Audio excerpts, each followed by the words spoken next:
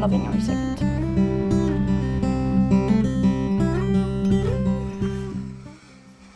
Welcome back. In today's video, I basically just wanted to battle my big book fear, which I have been doing this year.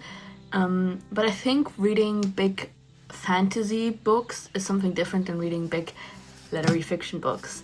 This is Paul Murray's The Bee Sting, and I've been wanting to read this forever, and I got this secondhand, and it has 643 pages. Not even my fantasy books are this big, so we will see how fast I can get through this. I'm a pretty quick reader, or my friends like to say so. No, I am. I read pretty quickly. But 600 pages is a lot. We will see if I can even get through this today. If not, this will be like a 2-day thing. But I'm very excited to read this. I've only heard great things. Very scared of the chunkiness of it, but I will survive. And I'm basically just gonna spend my entire day outside reading this. So join me on this little challenge to myself.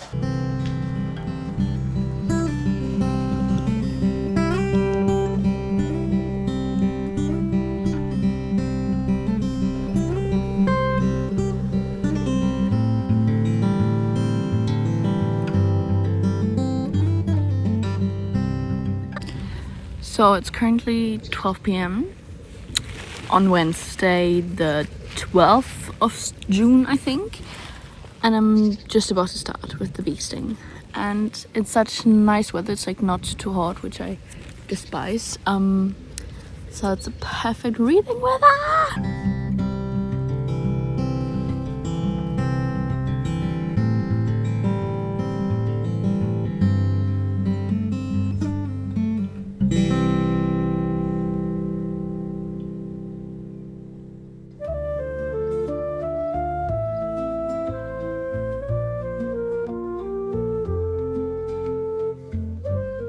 It's been like 40-ish minutes and I'm doing pretty well. I'm at page 42.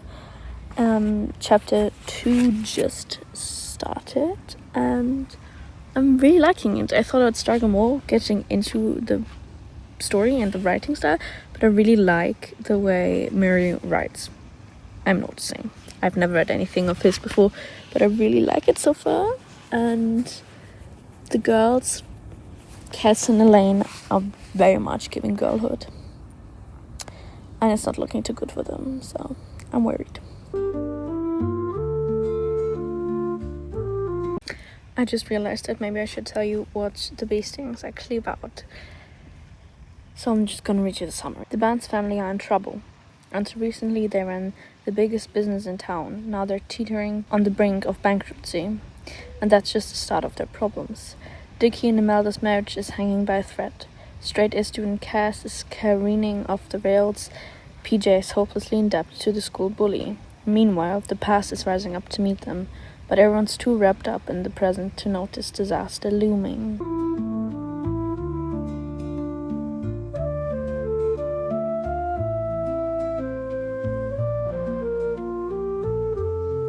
We've arrived at the first POV switch and I'm very excited. You're telling me I already read 100 pages and it's still this much left.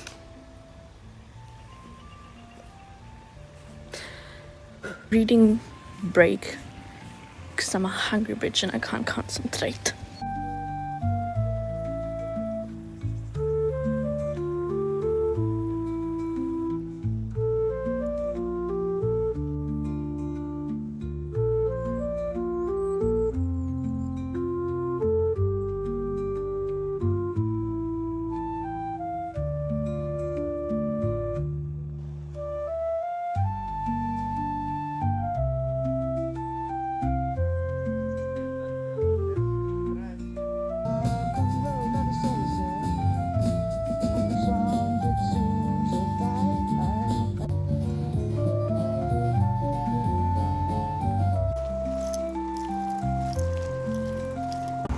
Technically I'm at work, but I'm reading The Bee Sting. It's been a few days since I read the last pages.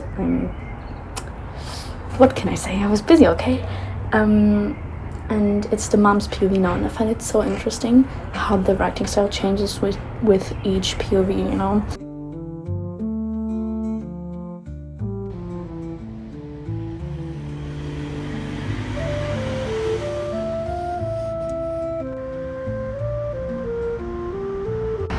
Finally making a dent into this book, but it's so good. I can't stop reading.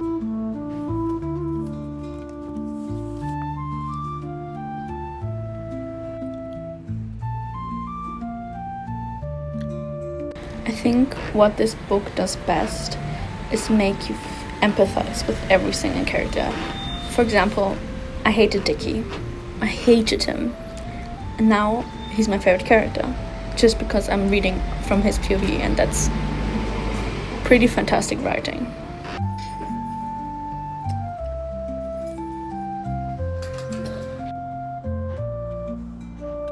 Final stretch. Final stretch time. I've got this and I'm loving every second.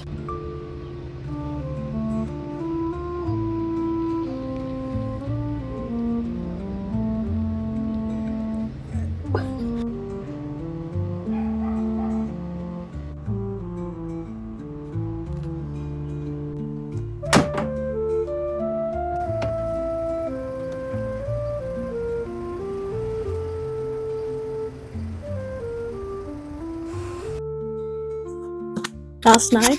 No, what do you mean last night? Yesterday, I finished The Bee Sting by Paul Murray, and what a book. First of all, first anything else, I'm not too sure if I actually ever made an intro to this video, and when I went into this video, I was thinking I would document how long it takes for me to read a 700-page book. 600, something along those lines, and I wanted to document how many hours, minutes, days, whatever it would take me to read it. And while this is technically that, I didn't necessarily do that.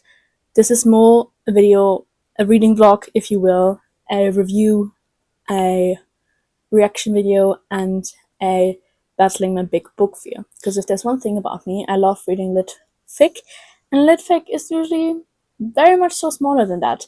And this is a huge book. This has 648 pages, I think, and it just didn't stop going. I know I filmed it multiple times, but I kept on thinking, when is it going to end? Not even in a bad way. I enjoyed the book. I was just like, I feel like I've read so much, but it's still going.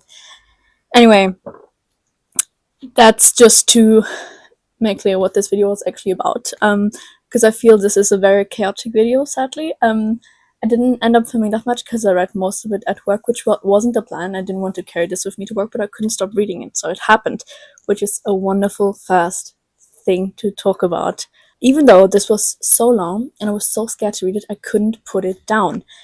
And the moments I did put it down, I kept on thinking about continuing to read it and wanting to read it and what's going to happen next. And that's not saying this is not a very thrilling or adventurous book. It's not at all.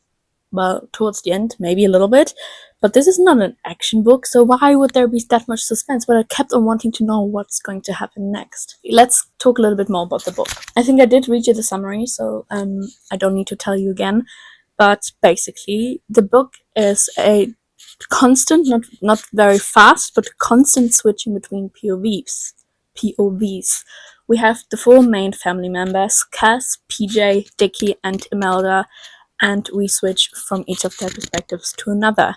We start with Cass, then get to know PJ, then Imelda, and then Dickie, the father of the family.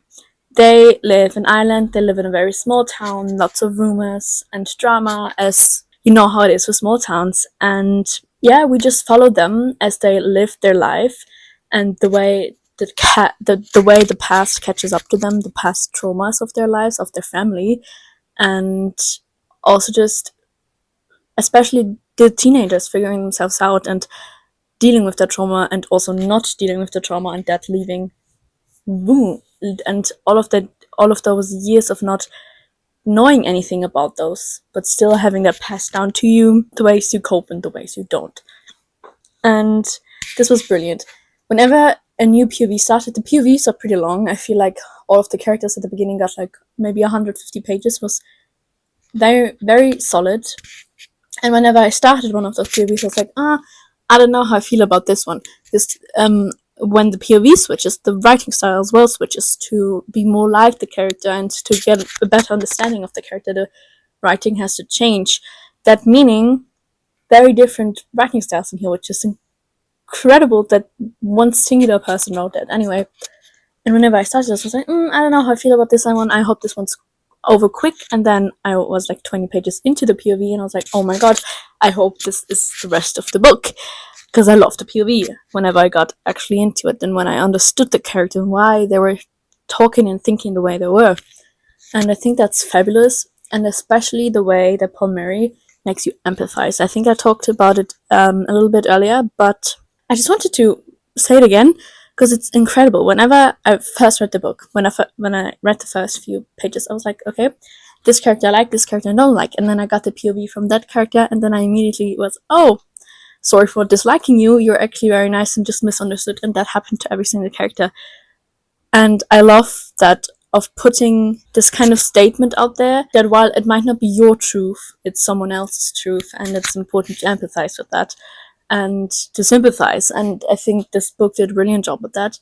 This is, and I also, what I really, really loved is the overwhelming fear and topic of climate change in here. It's a very important thing, and people usually tend to push it away and not talk about it because it's, first of all, overwhelming, but then also people just don't like to talk about things actually currently happening that are horrible. But this book does that, and it does it through multiple generations, showing that this is not just a Gen Z thing to talk about, it's an important thing, and it makes us scared, and it makes us do weird things, and it makes us very fearful and emotional. And I was just really not expecting any of that going into it. I didn't think I would love it as much as I do, truly, honestly. Might just be a 5-star. The only reason I'm not so sure on the 5-star is because of the ending. Don't get me wrong. I loved the ending so much. Even more after I read a little bit of a few people's opinions and interpretations on it.